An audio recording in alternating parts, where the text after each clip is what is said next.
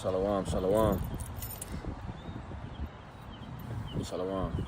And first and foremost, I'm going to start by giving all praise, honor, and glory unto the Heavenly Father, the Most High, our Creator and our power, who the world ignorantly calls God. His name is Yahweh, and the name of His only begotten Son, our Lord, our Savior, and our Deliverer, the Messiah, who the world ignorantly calls JC. His name is Yahweh Shai, called Halayamla, Yahweh, Bahashim, Yahweh Shai, Bahashim, Mechakadash. And double honors to the apostles and the elders of Great Millstone. Salutations, peace, blessings, and safety into the hopeful elect out there. This lesson will be entitled, quote, why are you always mad? All right, which is pretty much, you know, the perspective of the people that don't understand what we are part of, and, you know, the mentality that we have in this truth, you know, for the most part, pertaining to us brothers. You know, people looking from the outside in, you know, they see us, and, you know, many brothers have experienced this. You know, many brothers have actually had this question asked to them, you know. But if people are not asking this question, you know, literally, it's, you know, it's a thought in their mind. You know, why does guy always seem mad, or why he always seem upset? Why he always, you know, on edge?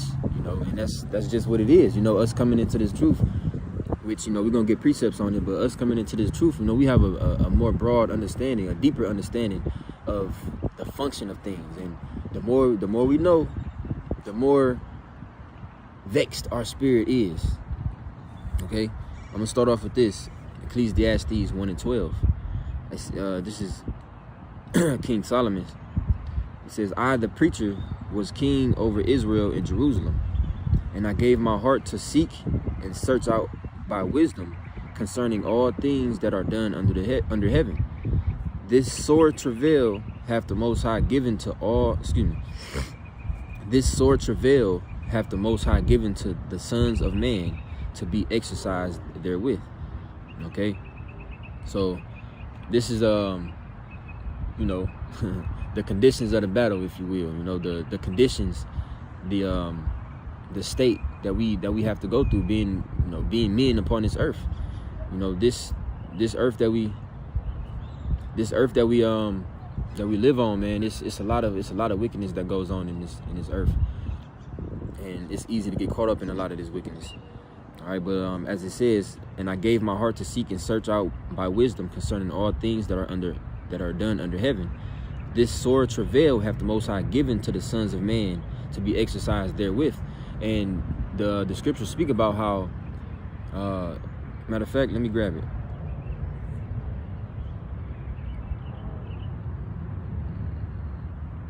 This is Romans 8 and verse 20. It says, for the creature, right, which is ultimately talking about all of us who are born upon this earth, man, all of the Lord's creation. For the creature was made subject to vanity. Okay, what does that word vanity mean? Let's go into it. I'm gonna get it in the blue letter.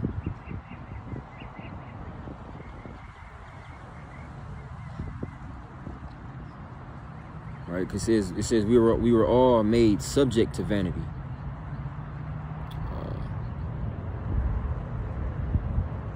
Well, I guess I can't get the definition, because apparently this app that I'm using, it requires internet, and this particular phone don't have internet. All right. But vanity is pretty much, you know, anything that's of no, you know, of no value. Salakia.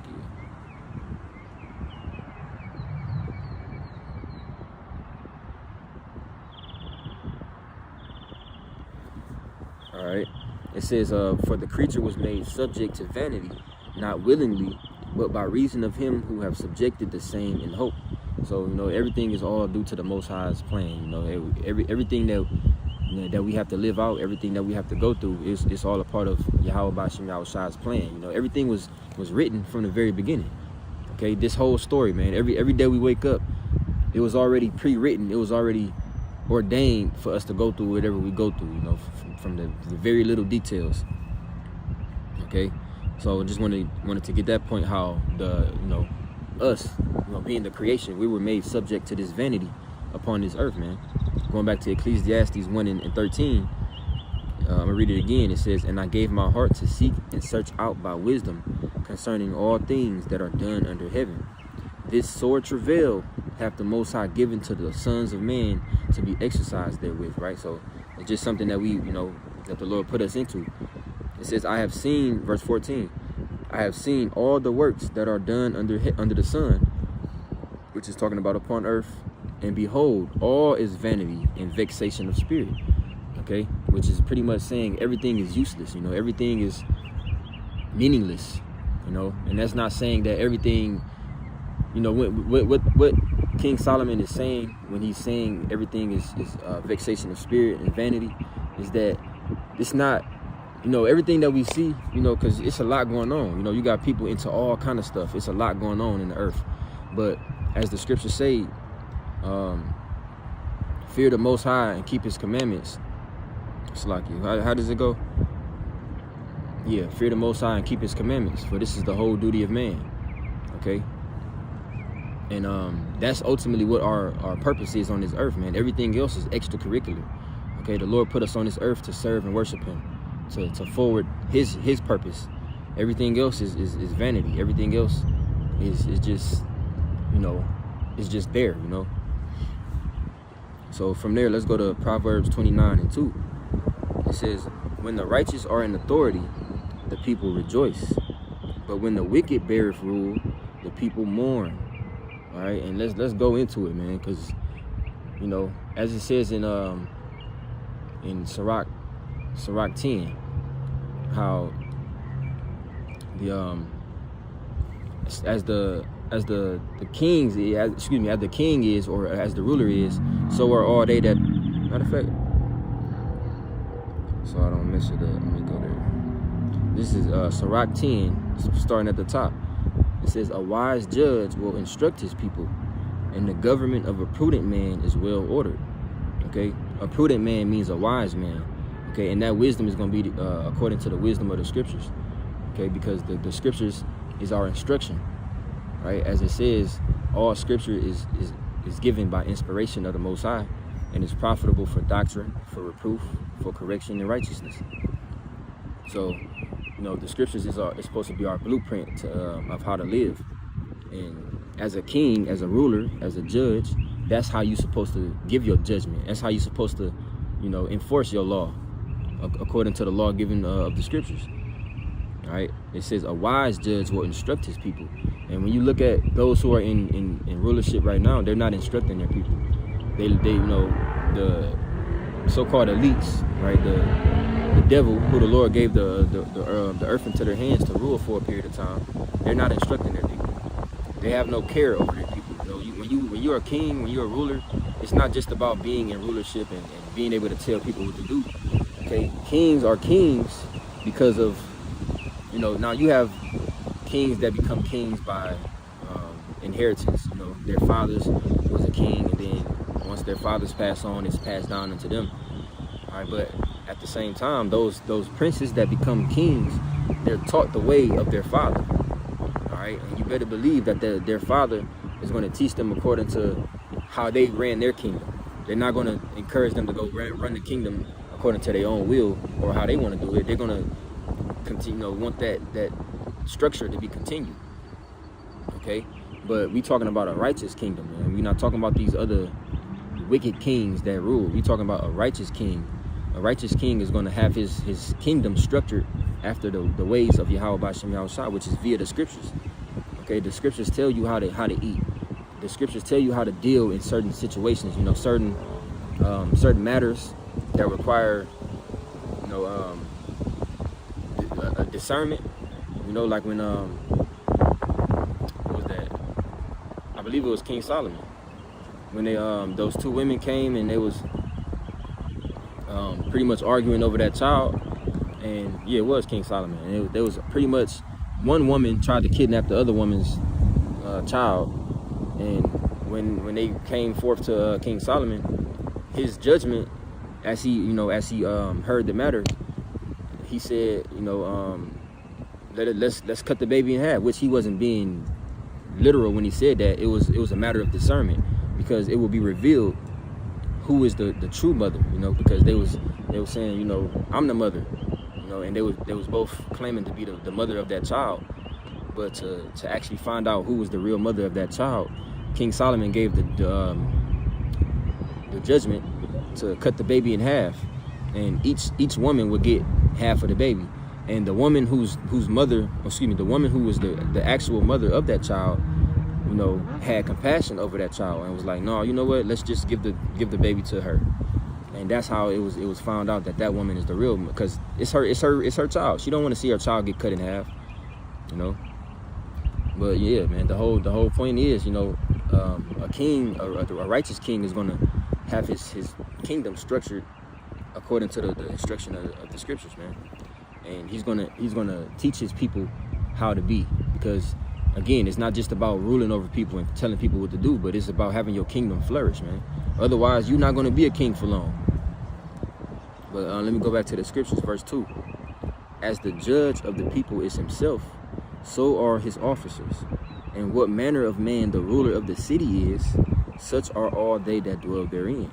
So again, that king is gonna, you know, a wise king, he's gonna teach his people to be after his own mind. Because if this king is a righteous king, and he's trying to, you know, he's living a righteous life, he's gonna want those who he's ruling over to live that righteous life as well, because he want to see them flourish. It's not just about being lord over these people and, hey, you do this, you know, off with his head. You know, that's not what a real king is. A real king is also a judge. A real king is able to deal with matters that require knowledge that the average person don't have. That's what makes that king a good king. Okay? And it says, you know, as the judge of the people is himself, so are his officers, right? Those who are under him are going to be after his same mind, and they're going to enforce that law. They're going to, you know, they're gonna carry on that same judgment. All right. And it says, and what manner of man the ruler of the city is, such are all they that dwell therein.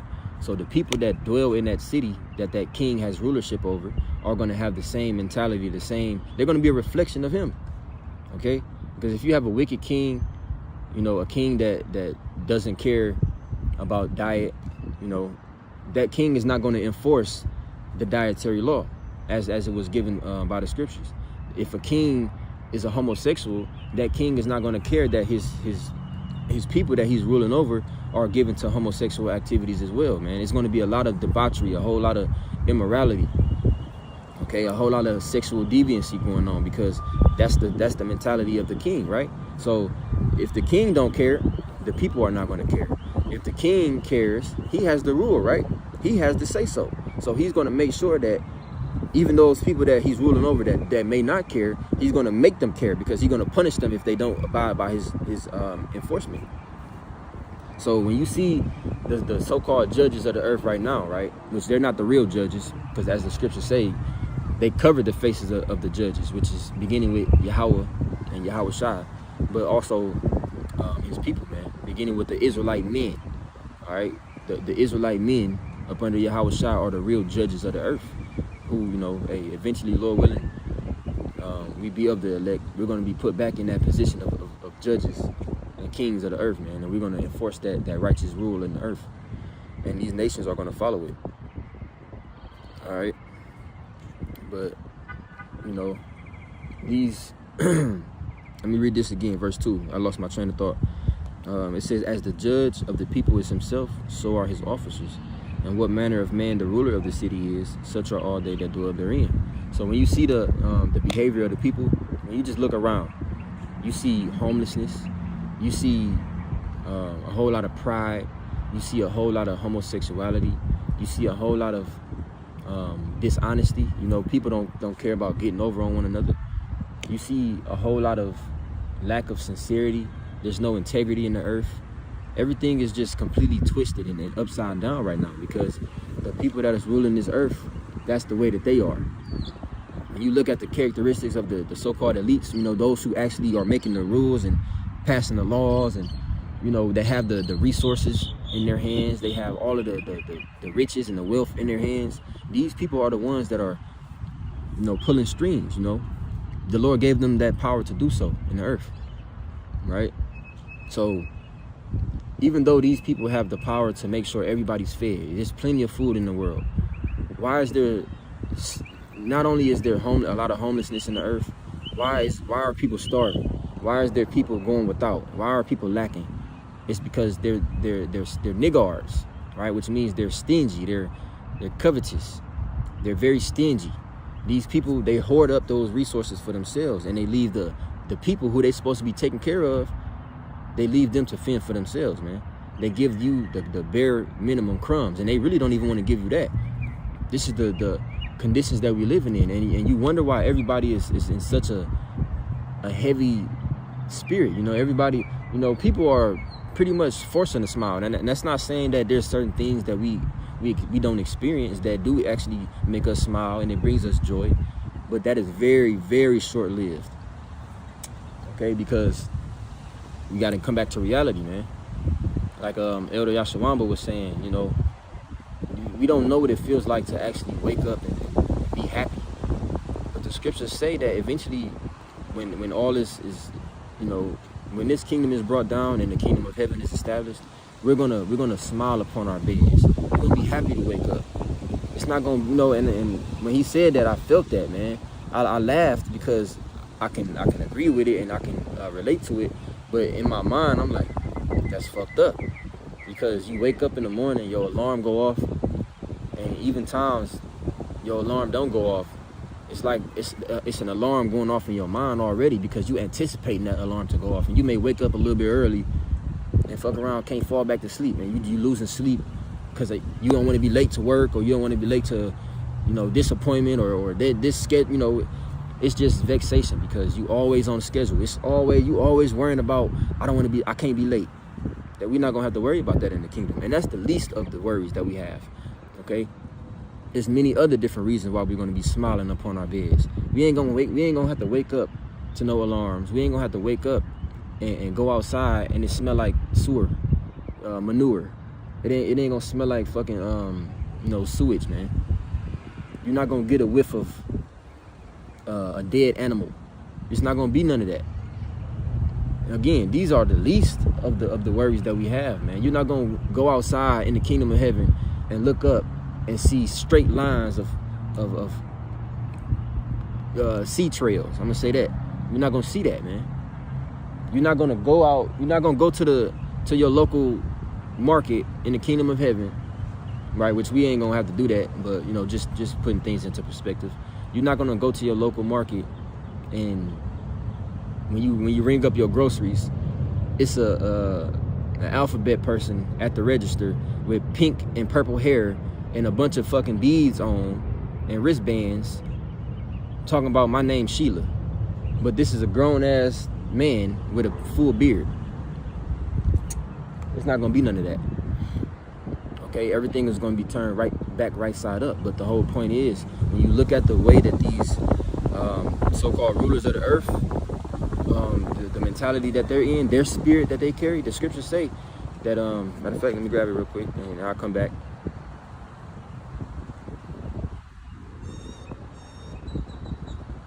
This is Micah 2:7. It says, oh, matter of fact, no, that's not it.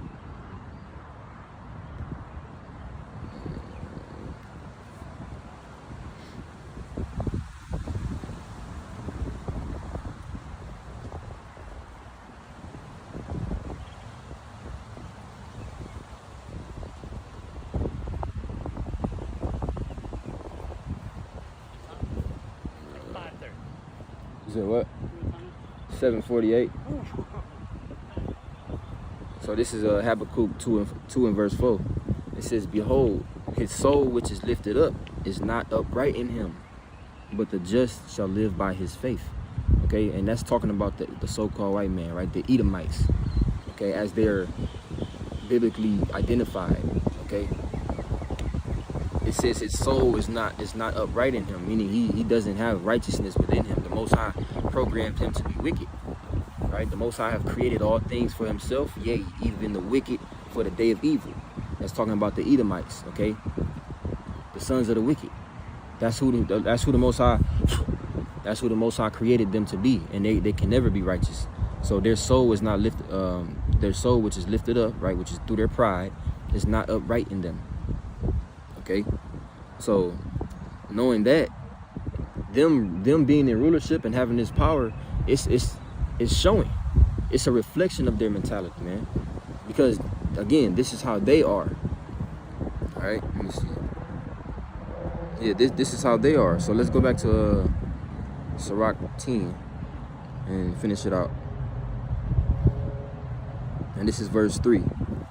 It says, "An unwise king destroyeth his people, but through the prudence of them which are in authority, the city shall be inhabited." So an unwise king is going to destroy his people. And do you see people being built up? Do you see people being encouraged and being set in place to flourish? No. What's some ways these so-called kings are destroying their people?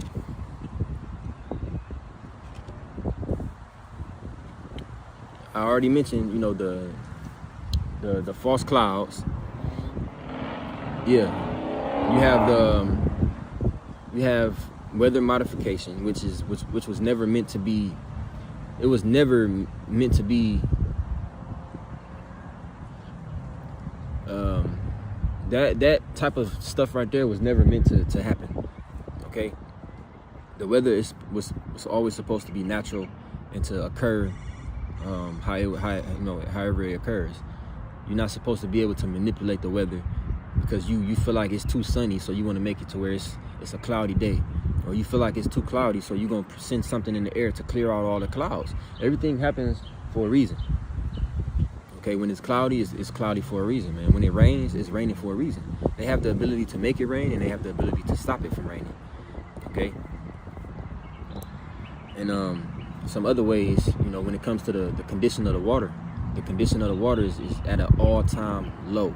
The water that we drink right now is fucking trash. I don't care if it's bottled water. There's certain waters that are decent, but even though that water is decent, you still don't know what it's being sourced from. It don't matter what it say on that label. You don't know what it's actually being sourced from, what they're doing to it. I seen a video.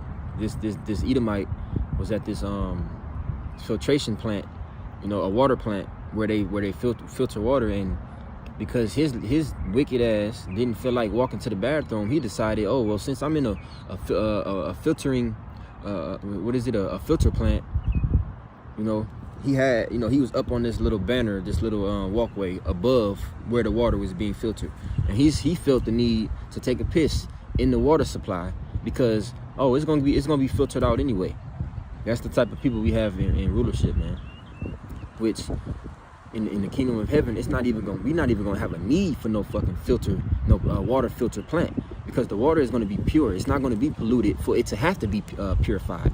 It's gonna be pure in itself. We're gonna have the natural minerals, the natural occurring minerals in the water already. We're not gonna have to add anything to it. These additives and extra high pH water and electrolyte water. The water gonna be electrified on its own, man. It's going to have all of those minerals in it on its own. It's not going to have to be stripped from the minerals because it's too much going on. It's too many. It's just a lot going on, man. But yeah, the condition of the water, the condition of the food. Don't even get me started. The condition of the food is a part of the reason why a lot of people are dying. A lot of people are diseased. A lot of people, are very sickly. And those people who naturally should be healthy, you have young people developing these, what do you call them, infirmities and different diseases and things based off of their diet, man. Because the average American has a very shitty diet. You have some people who are able to, be mindful of their diet and they try to take care of themselves to the best of their ability. But for the most part, man, it's a lot of people who eat processed foods. People they eat what's available and what's the most cheap, man, because he overworking us, but we're not getting paid enough to survive. It's hard to make a living, so people, they short on money, so you gotta do what you gotta do. So you can't buy it's fucked up, man. The good food, the so-called healthy food costs an arm and a leg. And it's very hard to get that and get it consistently. So you got to settle every now and then, which that in itself is wicked. You got a fucking organic section and you have a normal section. It's not gonna be none of that in the kingdom. All right, those are, you know, just a few ways how they're destroying their people. You know, just look at, as I mention it every now and then, you know, Kensington Ave over there in Philly. Just look at that. Why is that still a thing? Why you have the resources, you have the manpower to clean that shit up, okay? Get them drugs off the streets. Somebody is still supplying that. Somebody's still selling that. You telling me you got the FBI, you got the CIA, you got all these different agencies, and you're not able to clean that up? It's because they want it to be like that. Even though a lot of their people is strung out on that shit, you know, for the most part it's them. But as the scriptures say, he that is evil to himself, to whom will he be good? He's evil to his own people. He don't even take care of his own people. And this is their kingdom. This is why the apostles, they had that term, two-time loser, man. You got these Edomites. This is the kingdom of the Edomites.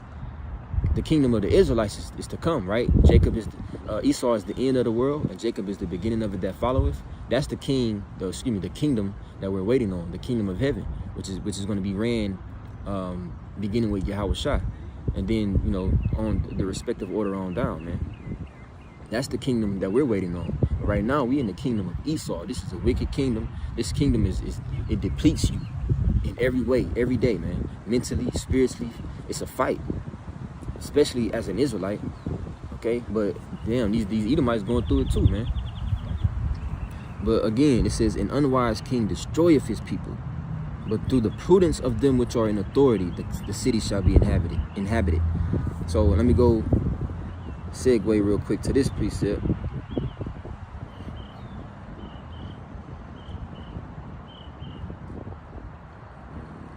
Proverbs 29:2. When the righteous are in authority, the people rejoice. But when the wicked bear rule, the people mourn. And everybody's in a state of mourning right now, man.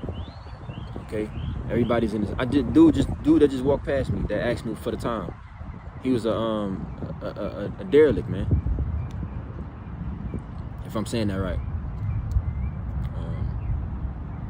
Yeah, I believe the derelict, you know. I'm trying not to, you know. But he was a bum, man. All right? Dirty clothes, you know, dressed filthy. You know, probably on drugs. You know, he looked like he was talking to himself before he walked up, but he's an Edomite, okay? Look like he going through it.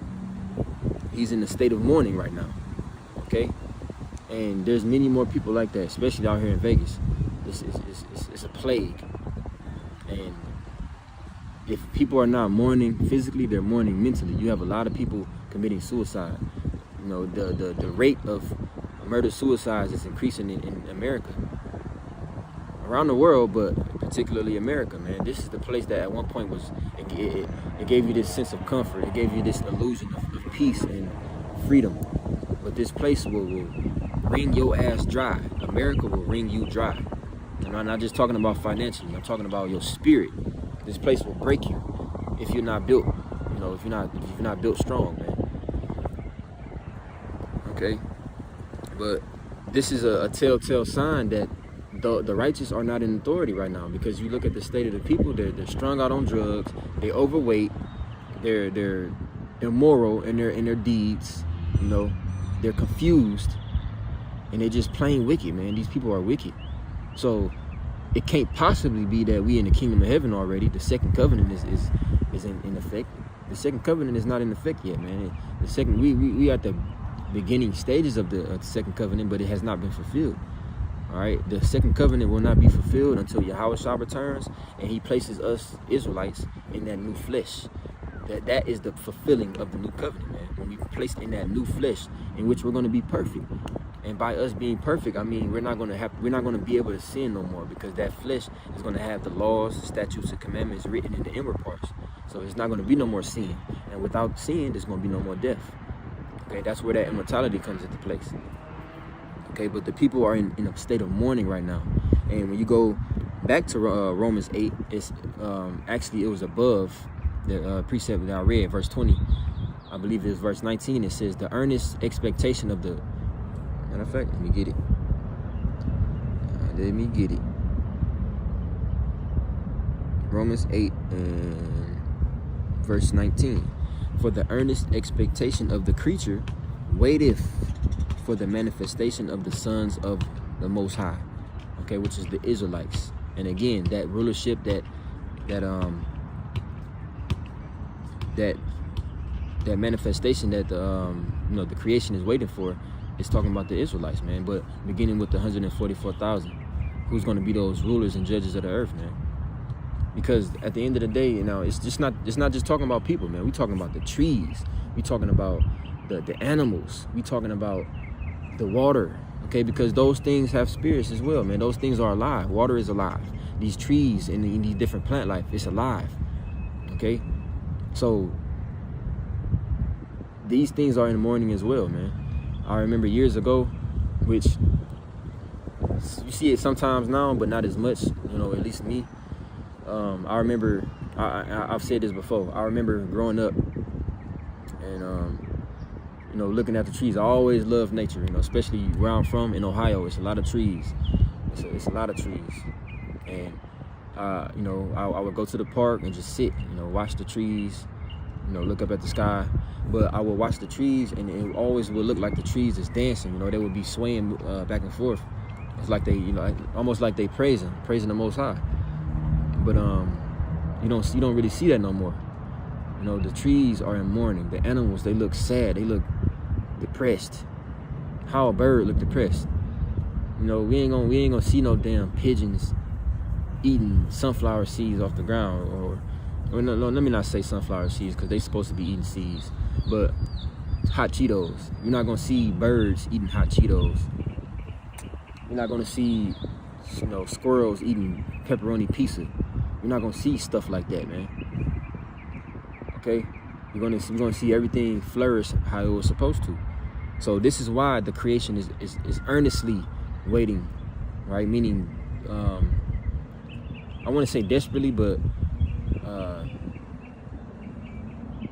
earnestly. Meaning with anticipation, with that almost anxiousness, man. The creation is waiting for that, the sons of the Most High to be placed back into that position of sovereignty, man, because everything is going to be back in its rightful order, and everyone.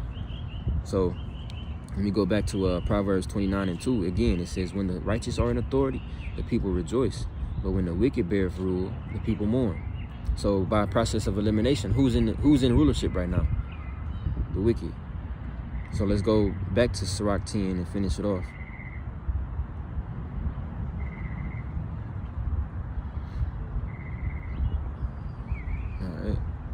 So back in Sirach 10, verse 4, this is the last part. It says, the power of the earth is in the hand of the Lord, and in due time he will set over it one that is profitable. And that one that is profitable is talking about Yahweh Shai, okay? Because the world was made by him, for him. So it's going to, that appointed time is coming where Yahweh Shai is going to receive his glory upon the earth.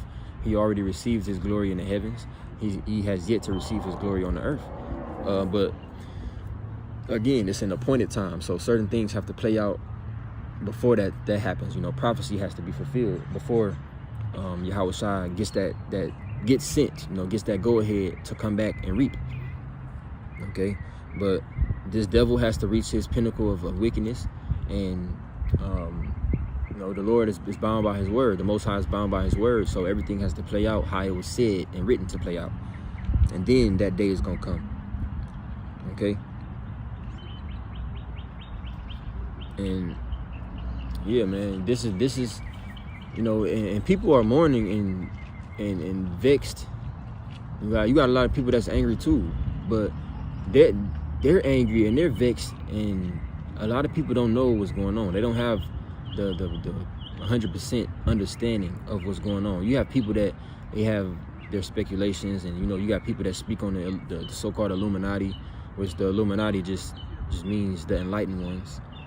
Okay, which these devils, they have the light on the left-hand side. They have wisdom on the left-hand side, and they're ruling the earth through that wickedness. All right, that wicked wisdom. All right, but these people, You know, you even have people that every now and then they speak on the families of the elites. You know, they'll speak on the Rothschilds, the Rockefellers, the DuPonts, the Gettys, the Bilderbergs, so on and so forth. But that's where it stops. You know, they know about those people, and they know that those people is the ones who ruling. You know, they know BlackRock, Vanguard, they speak on those things, but they don't know how to identify them according to the scriptures. They don't know the significance of those families as it pertains to the scriptures. They don't know that those people are Amalek. They don't know that the Most High gave those people the power in the earth. They just think that there's these people that were so wise and so smart, and they had so much money that they was able to control the world and you know, run it how they wanted to run it. It didn't happen like that.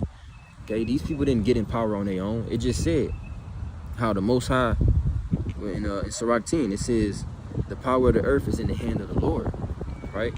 A precept to that is the Most High ruleth in the kingdom of men, and in due time, it's like it, and he setteth up over it the basis of men. Okay, the Most High is the one that controls who gets set up and who gets brought down. These people are not in power because they were so smart or they had such a master plan. And no, man, these people are dumbasses. They're fucking retarded. Okay, these Edomites are slow. And when they was back in the in them caves, that's their true nature. That's who they really are. Okay, brute beasts, not knowing how to wash their ass. They still don't know how to wash their ass to this day. I just seen a video last night. This dirty ass Edomite in a house hoarding, been wearing his clothes. Looked like he been wearing them clothes for like 2 years straight. I kid you not. Just filthy. You know, you got a lot of Edomites that don't wash their legs. You know, but I digress. But yeah, man, these people are not who they're made out to be, which is, you know, the world sees them as this righteous people, this wise people, you know, this people who knew what to do, you know, knew how to get in the position that they got in, man. They didn't, how did they get all that money? The Lord gave them all of that. The Lord gave them their substance, man. That was part of their blessing. Okay? The fat of the earth, the dew of heaven, as well as the weapon, the sword, man. And they've been using it, but not for good. All right, so from there, let's go to Micah 2:10, right? This is to you Israelites out there, you so-called Negroes, Latinos, and Native Americans. This is directly to you, a message to you. Knowing that the wicked is in rulership, knowing that, as the Most High said, there's no peace unto the wicked. Why are you expecting peace? Why are you expecting, you know, ease? Why are you not mad? Why are you not vexed? Why are you comfortable? This is not a place that was meant for us to come to get comfortable, man. You don't go to prison to kick your feet up. You go to prison to serve out a sentence and learn your lesson. And while you in there, you're doing some reflecting, some self-reflection, so that when you get out, you're able to be a better person. You're able to live a better life. You don't go to prison to get comfortable and you know, stack up your commissary, which represents the benefits of this society. You know, you don't come to prison to get built up and, you know, try to build up your status. No, that's not why you go to prison. You go to prison so you can learn a lesson. And in the forefront of your mind, I can't wait to get out of here so I can do better, and I don't want to get back in this position. You know, that's the mentality that we in. We want to get out of this captivity. We want to get out of this place of bondage, this fucking hellhole that we in. And we don't never want to go through this again. We get it. We understand now. Okay? But a lot of Israelites, they're not gonna understand until they have to give up the ghost through violent means. I'm gonna just say that. But you know, us who the Lord has opened up our minds, man, we get it. We understand. This is what it is, man. So it says, arise and depart. Micah 2:10. Arise ye and depart, for this is not your rest. Because it is polluted, it shall destroy you even with a sore destruction. So this place was never meant for us to flourish, you know, and it was never meant for anybody to flourish, but especially us Israelites.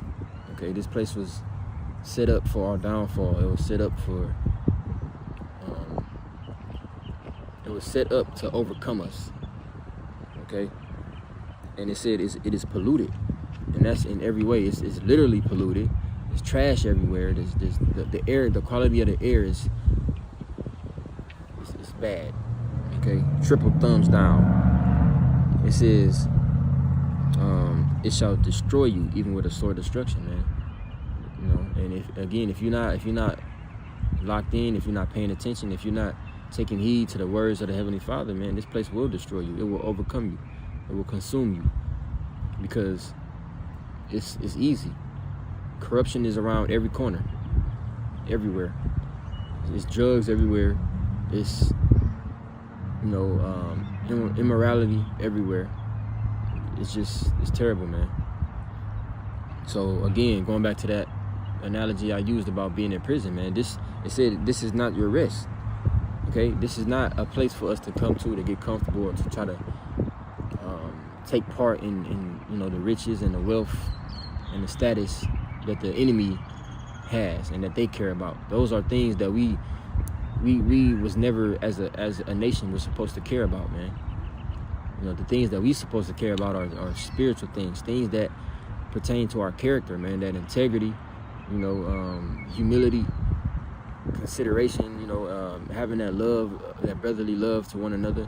Those are things that really make a nation a nation, man. You know, wealth don't make you who you are. Those are things that the heathen care about. You know, eventually we gonna get all that, but that's not gonna be the basis of our kingdom. All right, Proverbs 14:13. Even in laughter, the heart is sorrowful, and the end of that mirth is heaviness. Okay, it says even in laughter, the heart is sorrowful. I just said it in a little bit earlier. When Elder Yashawamba had said what he said about, you know, you wake up in the morning and I never even finished what I was saying, but he said you wake up in the morning and you just and he said he's been trying to shake it for a couple of days, but it just ain't been working. You know, he's been waking up and just been having, you know, his spirit been vexed, and I agree. And I said when I heard him say that, I kind of laughed, and you know, it was because I agree, you know, and I can relate so well. I'm sure other brothers can relate as well, man. But he was saying, like, just, you know, it's getting worse. You know, everything, you know, days are going by faster as well. So you getting less sleep. You know, you still have the same amount of things to do, if not more, but less time to do it. So that adds that much more stress on you. Everything is on you on a time limit. You on a schedule. It's just clockwork. You know, because this is, at the end of the day, this is slavery. This is bondage. Okay, which we're hastening to be free from, man. But you wake up in the morning, even if you, let's say you got a day off. A day off is not a day off. For one, you still got to do the work.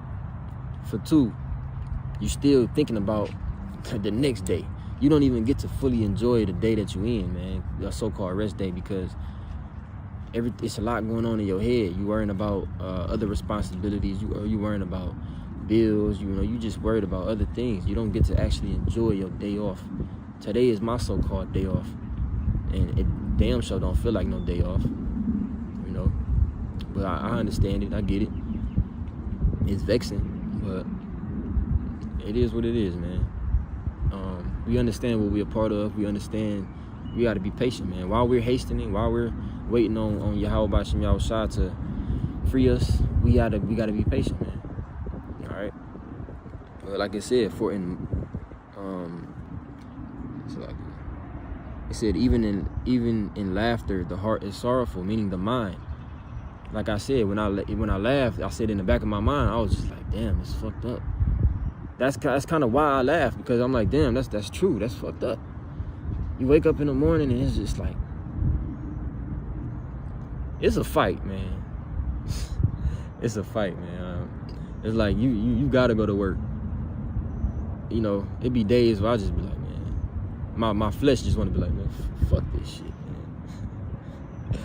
I just want to be like, man, fuck this shit. But if you don't go to work, you ain't gonna be able to provide for yourself and your family. You ain't gonna be able to sustain yourself. You ain't gonna be able to keep a roof over your head.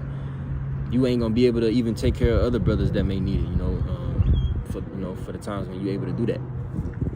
So it's not just, it's yourself, but it's also others that you gotta worry about, But hey, even in times where, brothers, hey, the most joy I get is when I'm around brothers, fellowshipping with brothers, and we get to, have that spiritual discourse, having those spiritual conversations, sharing stories, we get to, laugh, have a quick, brief breath of air and be at peace for a little bit. But hey, this is the life that we a part of, man. But continuing on, it says, and the end of that mirth is heaviness. Even if, sometimes you might get out, you might go to a little event or something. Even while you out in an event or somewhere where you're supposed to be enjoying yourself, you still looking at everything going on, and you're like, this is fucked up. You may be out at a little event. Let's say you go to a little jazz club or something. You just want to get out, have a couple drinks and listen to some good music. You looking around and you see some flames, and you like, damn, you can't do nothing about that. It ain't supposed to be like that. You may look around and you may see a woman there with her husband, and then her husband go to the bathroom and a nigga push up on her, and they both entertaining each other, and you just like, damn, you can't do nothing about that. It's a lot, man. You may be out, just trying to enjoy yourself and get some good food, but then, you getting your food, and then you see the waiter bring some food to somebody else's table, and it's a plate full of abomination, and you're like, damn, I can't do nothing about that. Those are just minor examples, but it's part of it. It's part of the heaviness that comes at the end of that mirth or that so-called joy that we have, man. It's always something that brings you back to reality. Whenever you do smile for a minute, it's like, that's not, that's temporary. All right.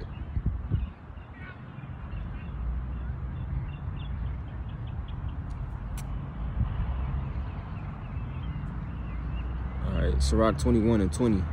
A fool lifteth up his voice with laughter, but a wise man doth scarce smile a little. Okay, so this is why we're always mad, as the title of this lesson is. Why are you always mad? And again, people may not ask you that verbally, but a lot of people some people may avoid you. I've had people say that to me. I wanted to talk to you, but you just look so mean, which, I always had that, like a natural mean mug, serious look to me, growing up, and, to this day, but much more now, because it's my natural face on top of the things that I be meditating on, just this world, just life, and it reflects on my face. But just overall, us understanding what we understand, the Lord gave us the insight on the function of life. It's not the full 100% function of, or understanding that we will get in the kingdom, but what he gave us, it's enough for us to be like, there's really nothing to smile about. It's nothing to just be happy about, man. There's certain things you find joy in, like, you have joy in your children. You may have joy in your woman. You brothers have certain things that they enjoy, music, art, poetry, writing, whatever it may be. Some brothers may play instruments, some brothers may make music, whatever it may be. It's certain things that give us a brief moment of joy, but when you look at the overall, it's just like, it's heaviness. It's damn near, like, I don't want to say depression, because that's a whole different demon right there, but it's damn near. But I'm gonna just say it's vexation, man. Daily vexation. Okay, but that's why it says a fool lifteth up his voice with laughter. And that's not saying if you laugh, you're a fool. It's talking about the overall, you know. If you always laughing, if you always in this joyful mood, you know, and yeah, you got that saying, oh, I laugh to keep from crying. You know, there's times where you may smile and laugh to, you know, hide your feelings, so to speak, or, you know, not be completely open about how you feeling. But we ain't talking about that. We talking about like real raw, you know. There's some people out there that all they do is laugh all day, and they find ways to try to run from their reality. But us who's in this truth, we facing our reality, man. We ain't running from it. We facing it head on. And our reality is grim right now. It's not gonna be good, and it's not gonna be pleasant until the kingdom of heaven. So that's why when you see brothers ain't just got a cheese smile on their face all the time, man. Ain't always laughing. Yeah, we laugh. Yeah, we got a sense of humor. That's not saying we robots. But Lord willing, man, we be those first fruits that help Yahawashi create this earth. We are in a spirit of heaviness and vexation because we see the condition of the earth, and it's not up to par. It's not how it's supposed to be, man. The trees are not flourishing how they're supposed to be. The fruit and the vegetables, they're not at their maximum, you know, they're not yielding the maximum of what they can be. The state of the people, man, is just it's terrible. Everything is terrible, man. So that's why, you know, we smile scarcely. All right. So from there, let's go to Ecclesiastes 1:18. For in much wisdom is much grief. So again, the more you know, as it pertains to this truth, we're not talking about worldly wisdom. The more the Lord reveals to you, the more the Lord opens up your mind to the ways of life, the more you're going to be grieved in your spirit. Okay?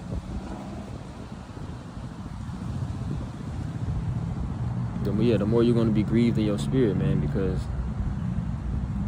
ultimately, man, you want to see the world. You want to see the world flourish in righteousness. You want to see righteousness established in the earth, right? And he that increaseth knowledge, increaseth sorrow. Okay, and a lot of people they don't understand that, man. They don't. That's why they ask that question or think that question of why this person always mad, or why are you not mad? Do you not see the way that the world is going? It's not. People are so nonchalant when it comes to the condition of the world. Oh, that's how it's always been. Or, oh yeah, people gonna be people. You can't do nothing about that. Or yeah, yes the fuck you can. You're supposed to. If righteous judgment was being enforced in the earth, people wouldn't be just who the hell they want to be, man. You wouldn't have people walking around, men holding hands with other men, and women holding hands with other women, and people touching on little kids, and you know, you're not gonna have all of that. It's not just gonna be no brushing it off of, oh yeah, well yeah, it's wicked people in the world, it's evil people in the world, but they, you know, all you can do is just do your best. Hey, fuck all that, man. You want to be able to enforce the righteousness in the earth, man, and make sure that stuff is not going on. We don't want to have to worry about our kids, you know, some sneaky shit or some devilish shit going on. You try to send your kids to school, and you got to worry about the teacher trying to touch on your kids or trying to teach your kids some foul shit. You don't want to have to worry about all that, man, and so on and so forth. This is why the more you know, the more you're vexed, the more you're grieved. All right, let me get a couple more. Revelation 12:10. It says, and I heard a loud voice saying in heaven, now is come salvation and strength, and the kingdom of our power, and to the power of his anointing. For the accuser of our brethren is cast down, which accused them before our power day and night. And they overcame him by the blood of the Lamb and by the word of their testimony, and they loved not their lives unto the death, which is the point. Okay, we love not our lives unto death. That's not saying we don't love ourselves. That's not saying we don't appreciate life. We definitely appreciate life. We love life. But it's saying We love not our lives, meaning our condition, unto death, you know. You got some people who love this life. They love trying to chase money. They love trying to chase women. They love trying to enjoy themselves and just be given to entertainment all the time. They love this shit, man. We don't love this. There's things more important than what this world currently offers. We talking about peace, you know, true rest. Being able to know what a real breath of fresh air feel like. Being able to drink actual pure clean water. Being able to enjoy your children fully, you know. Those are the type of things that we're looking forward to. And we don't have that. We haven't experienced that yet. So what is there to love? What is there to cleave to? The only thing we have to cleave unto is this knowledge, wisdom, and understanding of the scriptures, man, that Yahweh B'Shem Yahushua gave us. Everything else is vanity. Like King Solomon said, all is vanity and vexation of spirit. None of this shit don't mean nothing, man. Okay? Even in the things that we do have temporary joy in. All right, ultimately, we want the kingdom of heaven. We want to be perfect. All right? Wisdom of Solomon 6:24. But the multitude of the wise, see, the multitude of the wise is the welfare of the world. Because on the flip side, the scriptures say, when the wicked are multiplied, transgression increaseth. So right now, you see transgression, which ultimately is wickedness, you know, iniquity, sin on top of sin on top of sin. That's increasing at a very, very high rate every day.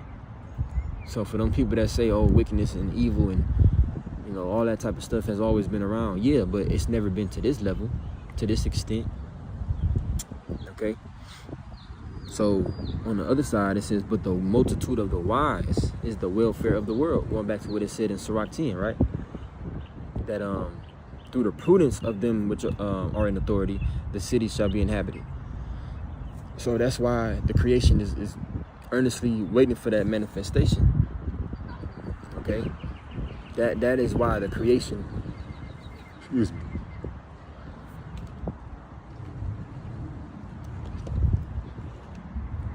And that's why creation is waiting for that day, man. Even if they don't know it, man. You have, well, the animals, they know what's up, but you know, these other nations, they in a state of mourning too. These heathens, they may not know it. They may not know why they're in a state of mourning, you know. But ultimately, everything and everybody is waiting on the sons of the Most High to be put back in righteousness so the world can flourish. Okay? You better believe it's going to be less sickness, less death, less pollution, less everything wicked and bad. When, you know, when Yahushua takes over, man. All right, but again, it says, but the multitude of the wise is the welfare of the world. And a wise king is the upholding of the people. Okay? A wise king is the upholding of the people, because that wise king, as I mentioned in the beginning, that wise king is going to be instructing his people according to the ways of the scriptures, which is the way of life. Okay? It's the way of life. By following the blueprint and the instruction of the scriptures, you have more life. It's just that simple. So by people disregarding the ways of the scriptures, what's increasing? Death. Okay? Let me get one more. Romans 8:18. Right? For I reckon, which I already got this, but I'm gonna jump around a little bit. Romans 8, and I'm gonna start at verse 18, right? For I reckon that the sufferings of this present time are not worthy to be compared with the glory which shall be revealed in us, right? So we going through suffering, we're going through, you know, our hell, and we understand it's not forever. You know, it was never meant to be like this forever.